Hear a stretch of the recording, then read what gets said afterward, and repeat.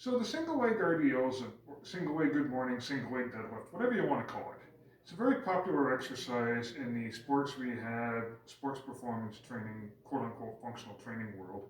Works the glutes, works the hamstrings, works single leg stability, and doesn't put a ton of pressure on the low back. The problem is the original version of the single leg RDL is very balance intensive, and stability can be more of a limiting factor than glute and hamstring strength. With most exercises in rehab and hypertrophy that are designed to target a specific area or muscle group, you want those muscle groups to be the limiting factor. You don't want to do squats for your quads and then your low back gives out first, just as an example. So one trick I use with a lot of clients is using something for supports. Now, I cheat and use an adjustable therapy bed that you'll see in the background. You can use a kitchen counter, you can use the back of a chair on legs, not on wheels. So the way you set it up is like so.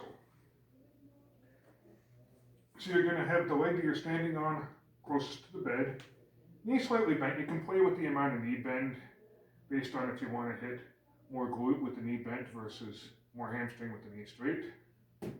Hand down here for support. As your client gets more comfortable, you can have them do it with the hand hanging over the support, not on it.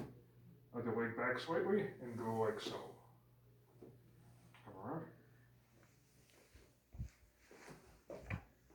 Now the only issue I've had with this modification is that sometimes people will get very twisted or contorted. And that's something to be mindful of. So there's a couple cues I use. I like having the shoulders square. Sometimes putting your hands on them with their consent and approval to adjust position can make a difference. Or another cue I use is that if they have a logo on their shirt, imagine that I'm lying on the floor and I want to be able to see the logo of your shirt.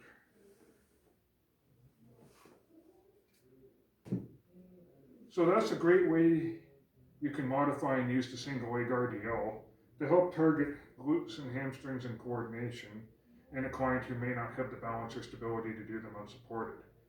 I also find them helpful for people with back and or hip pain where you want to target those areas but they may not tolerate a lot of spinal loading. Give those a try.